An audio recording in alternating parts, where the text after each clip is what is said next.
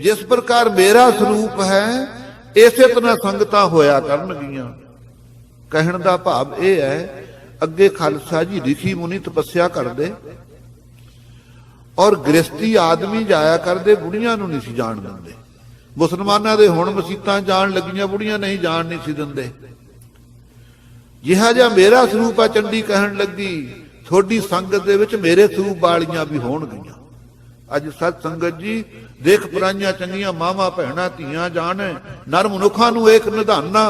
कलयुग दे समय सत संगत जी महाराज साहब जी ने सारियां नूं अमृत दी दात दे करके थां थां ते सत संगत जी सिक्ख्या इक्को जी दित्ती है, आदमियां नूं इस्त्रियां। लेकिन अंतरा किन्ना का व्यवहारक लैन च फर्क है। कदे परमार्थ लैन ते व्यवहारक लैन नूं दलिया ना करिए, विच राइए ना, चिद मिद ना करिए। व्यवहारक लैन दे विच आपां वड्डे छोटे हां। ओही इस्त्री है साडी मां भी है, सातों उच्ची भी है। ओही इस्त्री साडी भैण साडे बराबर भी है। ओही इस्त्री साडी पत्नी है, वह साडी दासी भी है।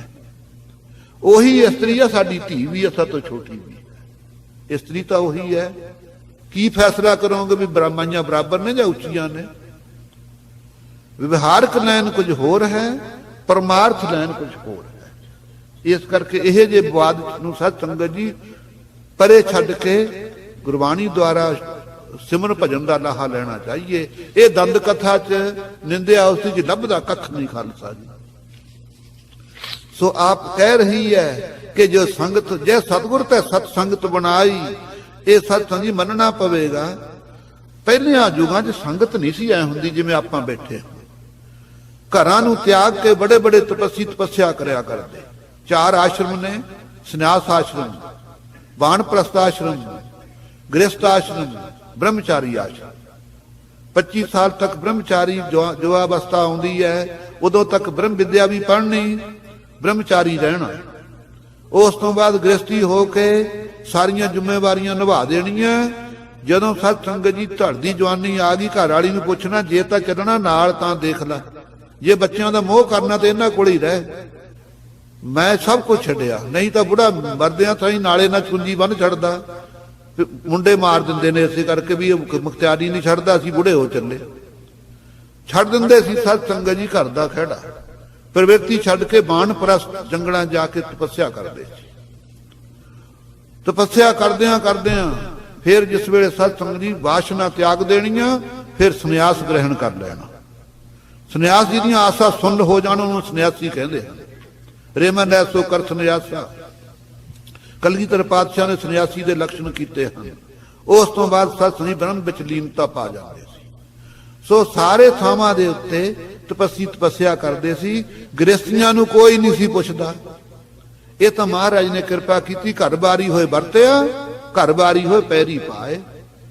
संगतां दी सत संगत जी थां थां ते थां बना दित्ती। घर घर अंदर धर्मसाल होवे, कीर्तन सदा बसोआ। बाबे तारे 4 चक, 9 खंड प्रथमी सच्चा ढोआ। गुरमुख कल विच प्रगट होआ। अगे इस्त्री जाति नूं भजन करन दा अधिकार नहीं सी। इहनूं अधिकार की सी? अपने पति नूं परमेश्वर रूप करके जे सेवा करदी है खालसा जी, अध दी मालक हो जाती। जे कोई भजन करदा सी, ये ना समझ रहे हो कि उदों इस्त्री नाल धक्का सी। धक्का नहीं सी। सानू परमेश्वर दींदा नहीं, इस्त्री नूं प्रतख पति दिस रहा है परमेश्वर नूं। उन्हां दी सेवा करके कोई भुलियां होईयां साखियां नहीं। सत संगत जी पट्टी वाले राजे की लड़की ने कोड़ी की सेवा की कि नहीं? पति तो कोड़ी सी, नकारा सी, लेकिन सत संगत जी अज तीर्थ प्रगट होना उसकी बदौलत है। ਉਹਦੀ ਸੱਤ ਉਹਨੇ ਸੱਤ ਨੂੰ ਭਾਗ ਲੱਗਿਆ। ਜੇ ਕਹਿੰਦੀ ਇਹੋ ਜਿਹੇ ਟੋਏ ਸਿੱਟ ਕੇ ਮੈਂ ਹੋਰ ਕਰ ਲੈਣੀ ਆ, ਮੈਨੂੰ ਕੀ? ਅੱਜ ਸਤ ਸੰਗਤ ਜੀ ਉਹਦਾ ਜਸ ਹੁਣ ਤੱਕ ਹੋ ਰਿਹਾ ਹੈ।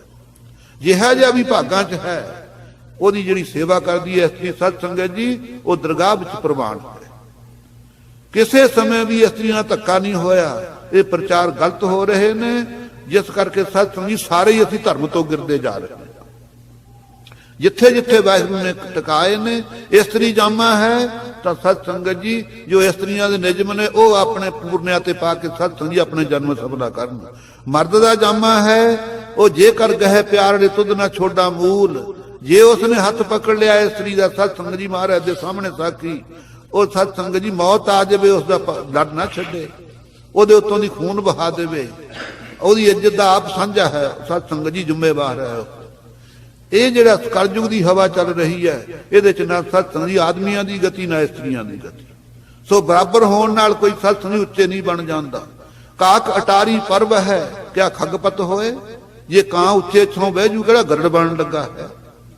ਨਿਵੇ ਸੋ ਗੌਰਾ ਹੋਏ, ਜਿਹੜਾ ਨੀਵਾਂ ਹੋਵੇਗਾ ਸਤ ਸੰਗਤ ਜੀ ਉਹੀ ਭਾਰਾ ਹੈ। ਉੱਚੇ ਬਣਨ ਵਾਲੇ ਦੇ ਸਤ ਸੰਗਤ ਜੀ ਹੱਥ ਕੱਖ ਨਹੀਂ ਆਉਂਦਾ ਹੈ। ਸੰਗਤ ਗੱਜ ਕੇ ਬੁਲਾਓ। ਵਾਹਿਗੁਰੂ ਜੀ ਕਾ ਖਾਲਸਾ, ਵਾਹਿਗੁਰੂ ਜੀ ਕੀ ਫਤਿਹ।